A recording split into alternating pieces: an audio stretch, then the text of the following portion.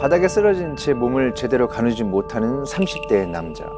그 주변으로 사람들이 몰려와서 의식이 있는지 확인을 하는데요. 네, 구급대가 도착했을 때 이미 동공이 풀려 있는 데다 맥박도 흐릿한 상태였습니다. 심폐소생술을 하면서 급히 병원으로 옮겼지만 결국 사망하게 됩니다. 연락을 받고 병원으로 급히 달려온 남자의 아버지는 아들의 죽음 앞에 주저앉고 맙니다. 완전 하늘이 노랗게 보일 정도로 그런 심정이었어요. 믿기도 어려웠을 뿐더러 하루 이틀을 끊겨가지고는 그 사람 체중 그렇게 안 빠집니다. 평소에도 이렇게 그 체력이 약했나 이렇게 물어요. 아닙니다. 이거보다는 영도 굵었지요. 아까 사찰에서 잘 지내고 있다던 아들이었는데 죽음으로 돌아온 것도 모자라 차마 눈 뜨고 볼 수 없는 몰골에 억장이 무너졌다고 해요. 부검으로 밝혀진 사인은 속발성 쇼크사였습니다. 그러니까 이 피부 밑에 있는 조직에서 출혈이 생긴 건데요. 그 양이 혈액순환을 방해할 정도로 많아서 쇼크가 왔고 사망에 이르렀다는 거죠. 특히 이제 양쪽 팔과 다리 그리고 등, 엉덩이 피멍으로 물들어져 있었는데 무려 신체의 46%에서 출혈이 발견됐습니다. 자, 의문스러운 건 우리 몸에는 생명과 직결된 이 급소라는 게 있잖아요. 근데 머리, 가슴, 목. 근데 이런 곳에는 사망과 연결을 지을 만한 상처는 하나도 없었다는 거예요. 네, 맞습니다. 오로지 피부 밑에 있는 조직에서 너무나 많은 출혈이 생겨서 결국 목숨까지 잃었다는 건데 왜 이런 일이 일어난 건지 도무지 이해할 수가 없었던 겁니다. 아들에게 무슨 일이 있었던 건지 법의학자에게 자문을 구했습니다. 결론은 너무 많이 맞아서 생긴 죽음이라는 겁니다. 출혈이 생긴 후 지혈이 될 새도 없이 맞고 또 맞았을 거라는 거죠. 네. 이날의 사실을 알게 된 아버지는 그날의 진실을 알아야 했습니다. 건장했던 35 둘째 아들 승현 씨가 그것도 사찰에서 왜 이런 비참한 죽음을 당해야 했는지. 그 증거 영상을 받아보고 나서는 그냥 죽이고 싶었어요. 내 앞에만 있다면은. 자, 지금부터 그 영상을 보여드릴 텐데 충격적인 장면이 포함되어 있다는 점 미리 양해를 구하겠습니다. 승현 씨가 사망한 건 2020년 8월 28일 사찰 내에 있는 차를 마시던 방이었습니다. 파란 옷을 입은 남자가 사망한 승현 씨입니다. 누군가가 나무 막대기를 들고 때리기 시작하죠. 무릎 꿇고 앉아 고개를 숙인 채 그저 맞고만 있어요.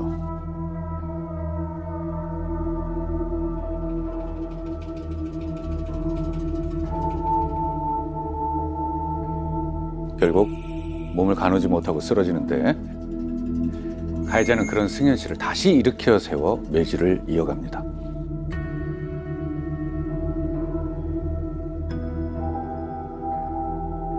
견디다 못한 승현 씨가 그곳에서 벗어나려고 시도를 하는데요. 가해자는 온 힘을 다해서 막아섰고 결국 승현 씨는 다시 끌려 들어옵니다. 가해자는 윗옷을 벗고 장갑까지 끼고 매질을 이어갑니다.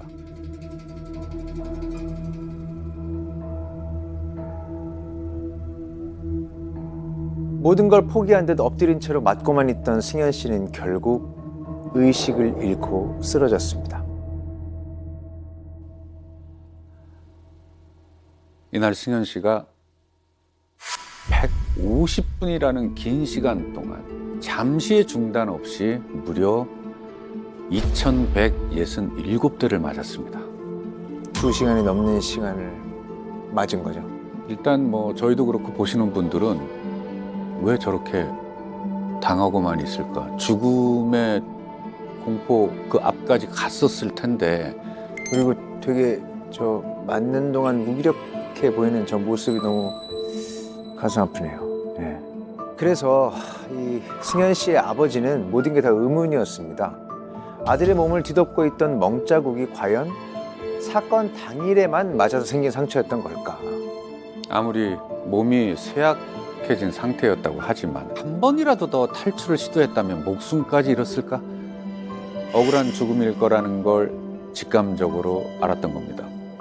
사건 당일 아들에게 폭력을 휘두른 사람은 누구며 또 왜 그래야만 했던 건지 알아야 했습니다. 피해자가 뭘 잘못했길래 체벌을 한 건가요? 말도 안 되는 소리를 해서 체벌을 한 겁니다. 폭행의 이유가 승현 씨에게 있었다고 당당하게 진술한 가해자는 승현 씨가 사망하기 전 이미 호된 질책까지 했었다고 합니다. 너는 남의 손 빌리지 말고 네 스스로 쏘아봐. 너살 가치도 없고 아무것도 없는 놈이야. 야 기생수야. 어디 가서 기생을 하려고 있어. 큰아들이 왔어요. 그래서 쫓아오더만도 하는 말이, 아빠 지금 엄마가 그 동생을 때렸는데 그 좀 많이 다쳤는가 봐. 그렇게 뭐 아들한테 욕을 한다거나 아들 때린다거나 없었고, 아들한테 손 한 대라도 대본 적이 없지. 승현 씨에게 살 가치도 없다며 욕설을 퍼붓는 사람도, 무자비한 폭행을 휘두른 사람도 바로 승현 씨의 엄마였던 겁니다. 그런데 더 놀라운 건요, 모든 문제의 시작이었던 이 사찰, 이곳에 아들을 보낸 사람도 승현 씨의 엄마였습니다. 둘째 아들 승현 씨는 태어날 때부터 한쪽 귀가 작은 소외증으로 청각장애 5급 판정을 받았습니다.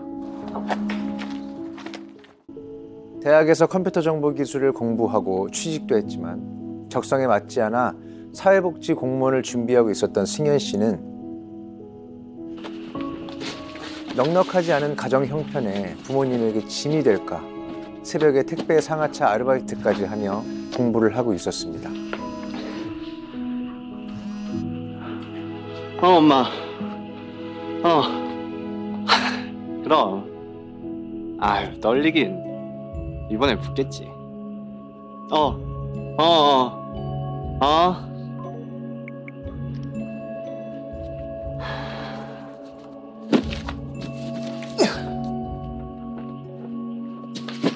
하지만 이번에도 낙방. 5년째 이어진 실패에 승현 씨는 몸도 마음도 지쳐있던 상태였다고 합니다.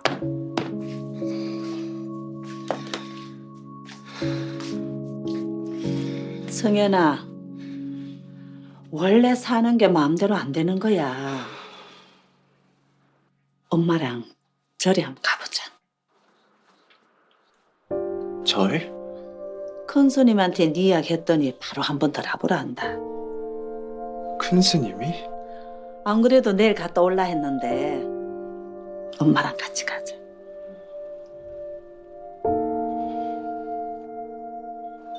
그것은 승현 씨 엄마가 10년째 다니고 있는 사찰이었습니다. 평소 승현 씨의 사정을 잘 알고 있던 주지승은 이런 말을 했다고 합니다. 몸은 좀 어때요? 예, 조금 힘듭니다. 머리도 아프고 귀도 멀어지는 것 같고 눈도 멀어지는 것 같고 그래요. 그게 다 건강 때문입니다.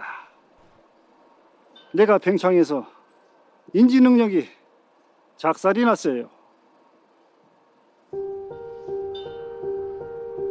그래서 여태껏 학습한 게 망각된 거고,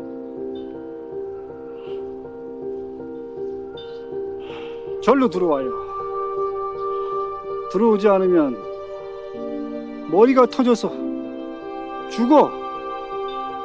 아이고 스님 살려주세요.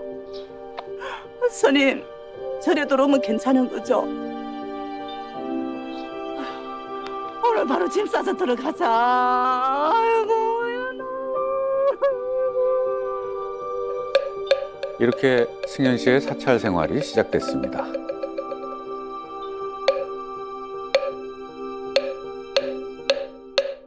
그곳엔 주지승과 그 아내 승현 씨와 비슷한 사연을 가진 신도 10명 정도가 함께 살고 있었다고 해요. 농사도 짓고 양봉업도 하면서 일종의 치유를 하고 있었다는데 승현 씨는 낯선 곳에 적응하느라 좀 힘들었나 봐요. 친구에게 넋두리 같은 문자 메시지를 보내기도 했습니다.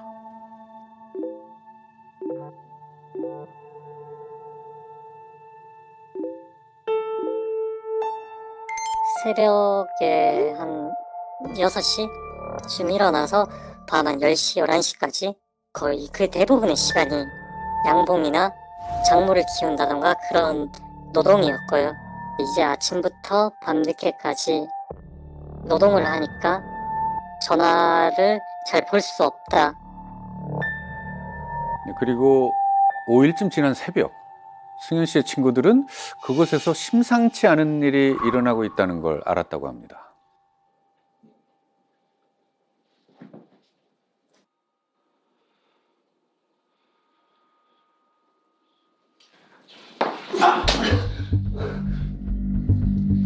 왜 그러세요, 선생님? 임마 서를 왜 안 와? 어? 누가 경매를 하나? 군대보다 더 빡신 종파가 있다네. 이 종파는 극한 테스트를 폭력으로 테스트. 선배 승려들이 갑자기 들이닥쳐서 왜 절해? 누가 경외오래? 누가 책 읽으래? 퍽퍽.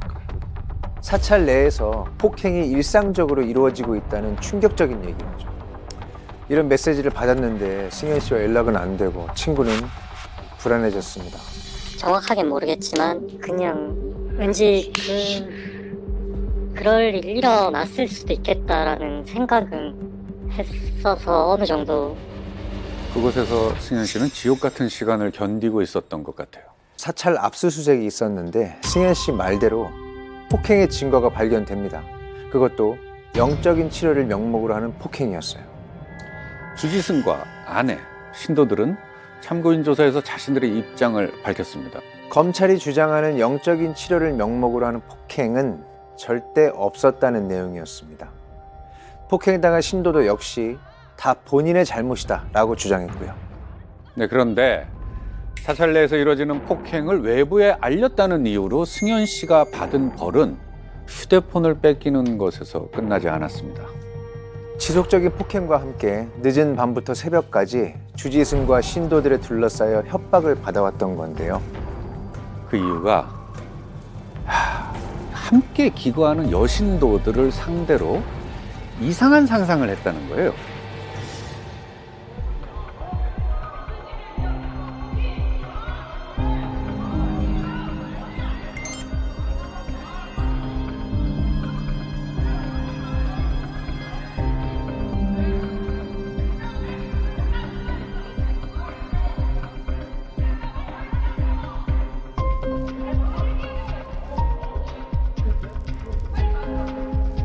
보살님.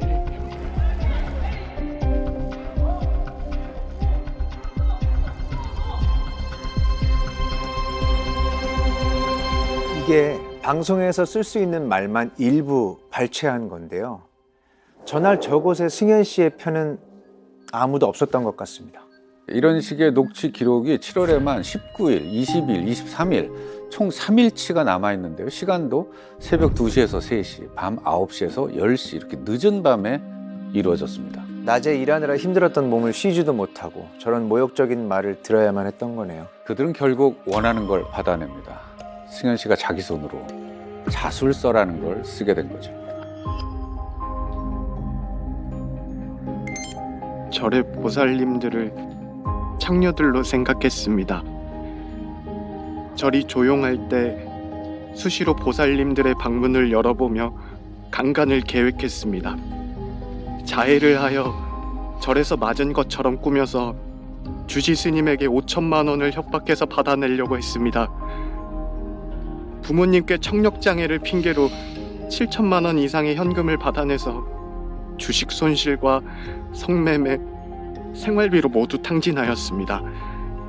위의 내용이 사실임을 확인합니다.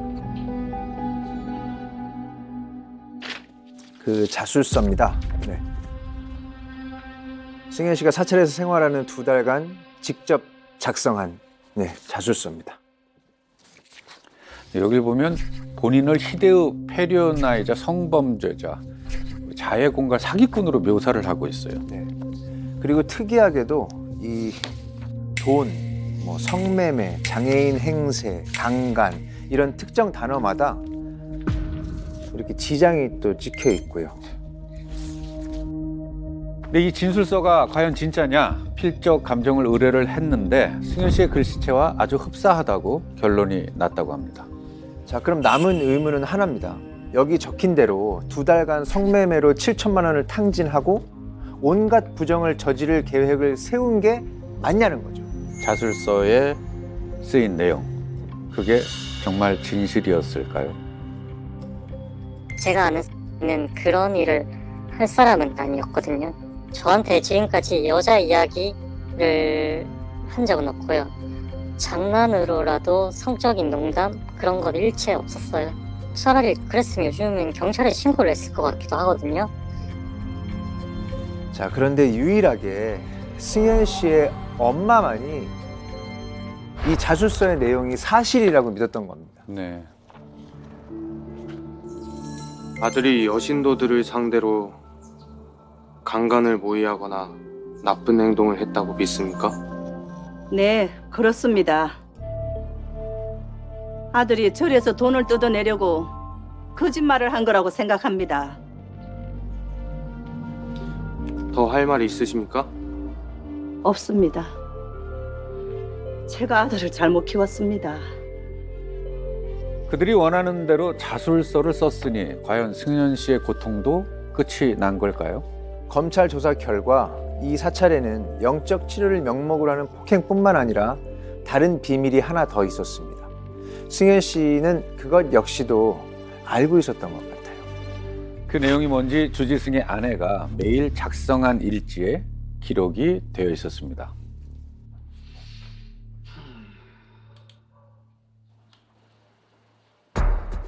큰 스님이 여기.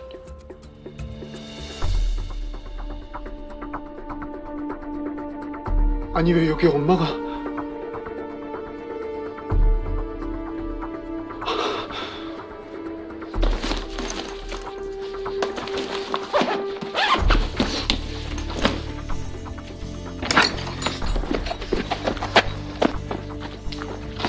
어디가?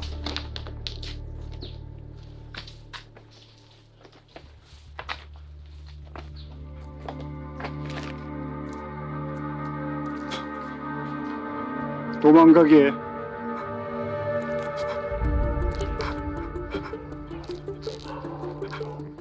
여기서 승현 씨가 본 동영상에 대해서 검찰은 나체 상태의 종교의식이라는 결론을 내렸습니다. 이 영상을 승현 씨가 봤고 엄마가 여기에 관련이 있다는 걸 알고 있었던 거죠. 도망가서 사실을 폭로하겠다는 승현 씨를 일단 붙잡아 놓긴 했는데 주지승은 궁금했겠죠. 승현 씨가 어디까지 알고 있는지 알아내기 위해서 한 가지 묘수를 냅니다. 그리고 승현 씨 엄마에게 은밀히 심부름 하나를 시킵니다. 아들이 동영상에 있다, 몰카도 있다라는 식으로 말을 했습니다. 그 말이 맞는지 확인하기 위해 제가 혼자 컴퓨터에 설치된 하드디스크를 직접 분해한 후 주지승의 아내한테 주었습니다.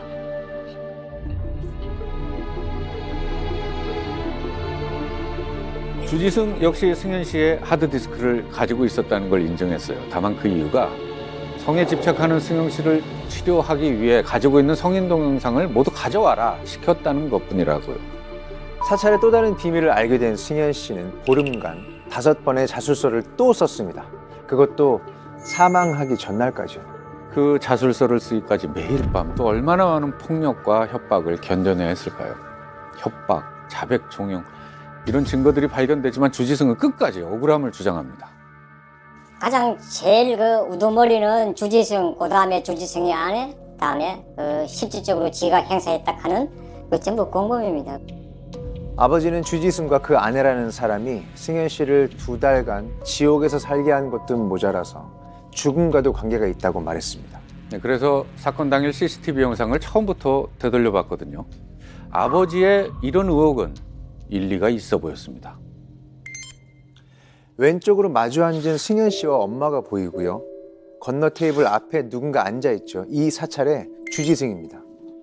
뭘 하고 있나 봤더니 종이와 테이프로 회초리를 만들고 있는 거예요. 완성된 걸 자신의 몸에 툭툭 쳐보곤 이게 아니다 싶은지 또 버립니다. 대나무 막대기를 꺼내와서 승현 씨 엄마에게 무심하게 툭 건네주는 모습이 잡혔습니다.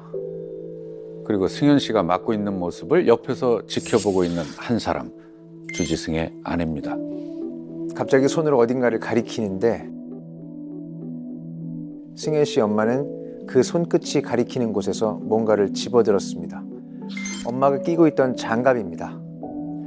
그리고 손바닥이 아프도록 150분간 쉼 없이 폭력을 휘두르던 엄마는 주지승이 들어오고 나서야 비로소 멈췄습니다. 과연 이날 이 두 사람의 행동은 승현 씨의 죽음과 무관하다고 볼 수 있을까요? 그러니까 한마디로 말해서 주지승의 일종의 도구가 됐다라고 생각할 수 있습니다. 그러니까 엄마가 자발적으로 생각을 해서 뭐 폭행을 하거나 뭐 이랬다기보다는 주지승과 그 아내의 도구가 된 것처럼 그렇게 범행을 했다는 점을 알 수가 있죠. 그러니까 어떤 사람이 다른 누군가의 도구가 됐다는 거는 굉장히 절대적으로 지배되어 있고 종속되어 있다라는 것을 알 수 있게 해주죠.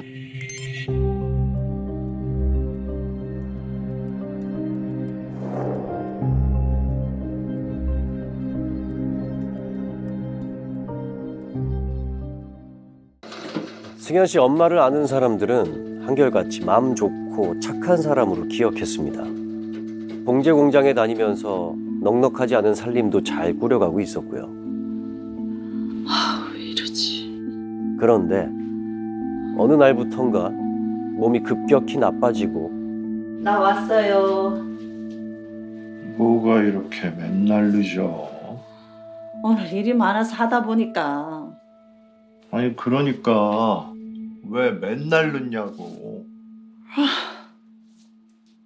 남편과의 갈등으로 우울증 증세까지 겹치면서 유독 힘들어 보였다고 해요. 이 모습을 안쓰럽게 본 누군가가 도움이 될 거라면서 사찰한 곳을 추천해줬습니다. 거기 한번 가보세요, 형님. 형님처럼 힘든 사람 살려고 가는 곳이야. 가서 이렇게 차도 좀 마시고 이 속마음도 좀 풀고 와. 그래? 집에만 있지 말고 가서 마음 좀 어떻게 좀 하고.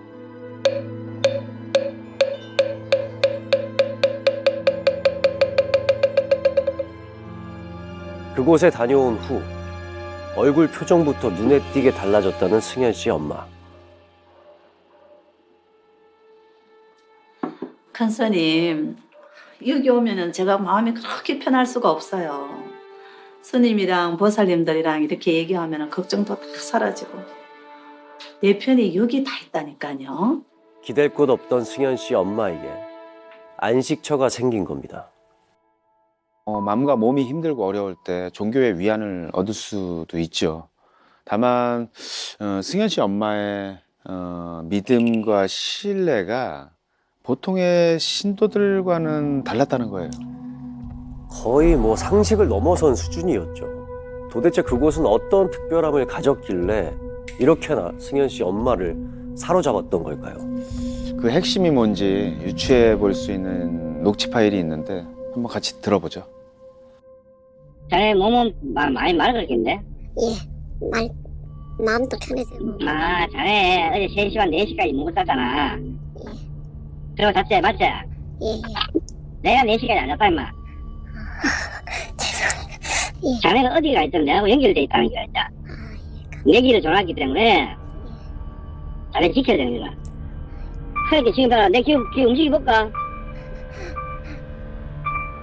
자, 좀 돌려볼게. 그럼 몸 안에 어떤 너 따뜻하게 움직여라, 배꼽 주변으로. 예, 따뜻해서. 그래, 그게 내 길이란 말이야. 역시나 뭔가가 아주 수상한 대화가 오고 가고 있습니다.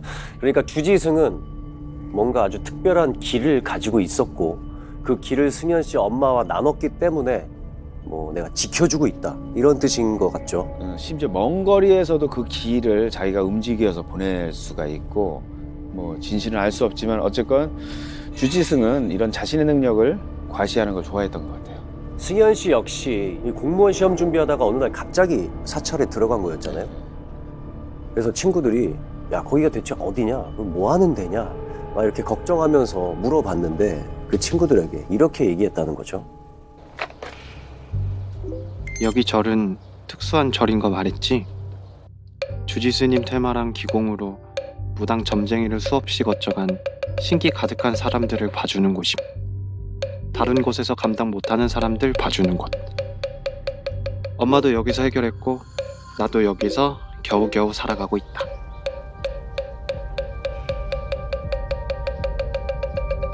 승현 씨 엄마는 퇴마를 받았고 그 이후로 아팠던 몸도 마음도 다 나은 느낌을 받았대요. 그 절에 가니까 뭐 스님이 그 마음을 받아주나 봐요. 그러다 아침이면 저한테 전화가 와가지고 뭐 귀신이 뭐 7개가 붙었다고 어쩌고 저쩌고 그러면서 어느 날 700만 원을 갖다 주고 오니까 마음이 날아가는 것 같다고. 제가 들어도 그 얼마나 황당한 소리예요. 그 엄마가 원래 아팠다고 하잖아요. 그러니까 처음에 주지승을 만났을 때 주지승이 엄마한테 뭐 귀신이 7마리가 들어있으니까 쫓아야 한다라고 하면서 계속 이렇게 쫓는 의식을 뭐 한 것 같더라고요. 그러던 과정에서 이 엄마가 치유가 나름으로는 됐고 그 과정에서 아마 이 스님을 이 주지승을 굉장히 신뢰하게 됐었겠죠. 이것만이 내 살 길이야 라는 생각으로 점점 빠져들게 되는 거죠. 주지승이 승현 씨를 사찰에 머물게 했던 것도 본인에 대한 믿음, 신뢰가 있다고 생각했기 때문일 거예요. 그런데 사찰의 비밀을 알게 된 승현 씨가 이걸 다 외부에 폭로하겠다면서 갑자기 이제 등을 돌리게 되자 엄마를 이용하기 시작한 거였죠.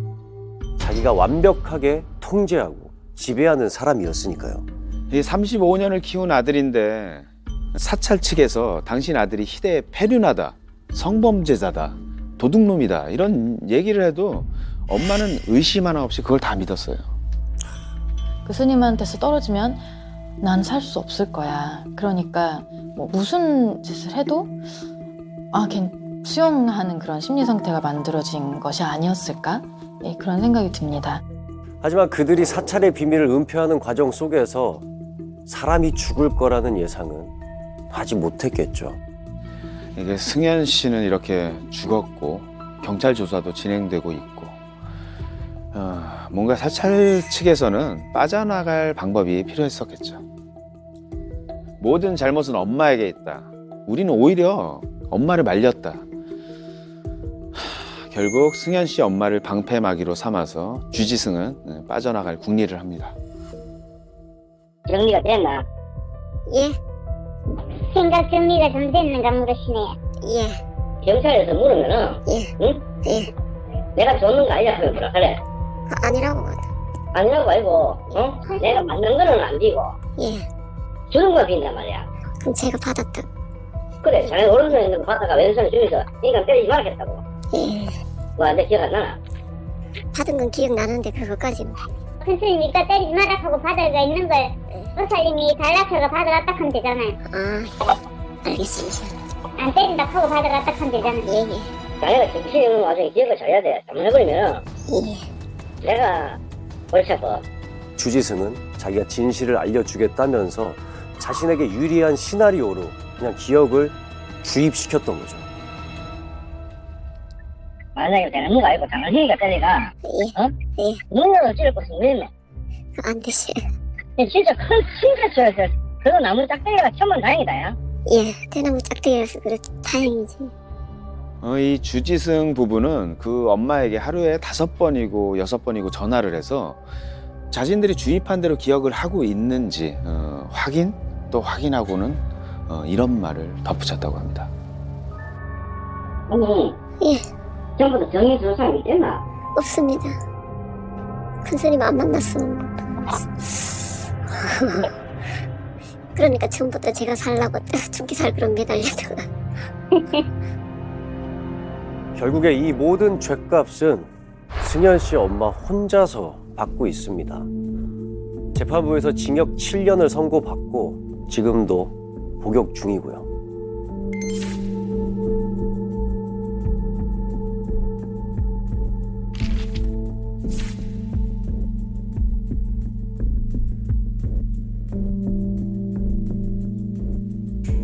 하지만 이 고통에서 아직까지도 빠져나오지 못하고 있는 또 다른 피해자가 있어요. 바로 승현 씨 아버지죠. 너무 괴로운 심정이에요. 지금 가장 괴로운 거는 악몽. 아들의 원수를 갚아주기 전에 이 아들의 한을 풀어주기 전에 내가 먼저 죽겠다라는. 그래서 뭐 하루하루 그냥 산다라기보다도 어떤 망상의 도가니 속에서 그냥 살고 있는 그런 느낌이 들어요 지금. 나는 이제부터 너를 가스라이팅 할 거야 이러고 탁 하는 게 아니거든요. 그냥 밥 먹다가 갑자기 툭 던지는 말에 피해자가 완전 얼어버리게 만들 수도 있는 거고. 그러니까 이게 일상적으로 일어나고 그런 것이기 때문에 처음에는 이 사람이 나 이렇게 대하는 거 좀 잘못하는 것 같은데 라고 느낄 수 있는 정도였다 하더라도 사실 그게 계속 반복되면 자기도 모르게 익숙해지거든요. 그러면 점점 나는 되게 하찮은 존재, 자기 혐오가 자기 안에 자라나기도 하고요. 이 가스라이팅이 진짜 악랄한 게 바로 이 부분인 것 같아요. 누군가 자신을 조종해서 범죄를 저지르게까지도 했는데 본인이 그 사실을 인지하는 데까지도 시간이 너무 오래 걸릴 뿐만이 아니라 어떤 경우에는 끝까지 이게 자기가 그런 일을 당했는지 이걸 받아들이지조차 못한다는 거죠. 피해자 입장에서는 이게 엄청난 아이러니와 고통이 혼재돼 있는 거죠. 상대방을 마치 자신의 심리적 노예 상태로 만들어버리는 사람, 이런 사람들이 의외로 많아서 일생에 한 번 정도는 누구나 이런 관계에 휘말리게 된다고 합니다. 누군가의 눈치를 살펴가며 행동해야만 한다는 그런 심리적인 압박감, 그것만으로도 이 사람이 얼마나 피폐해지겠습니까? 하지만 그들이 내게 바라는 게 있다, 피해자에게 바라는 게 있다, 목적이 생겼다, 이런 것들은 이건 큰 범죄로 이어질 가능성이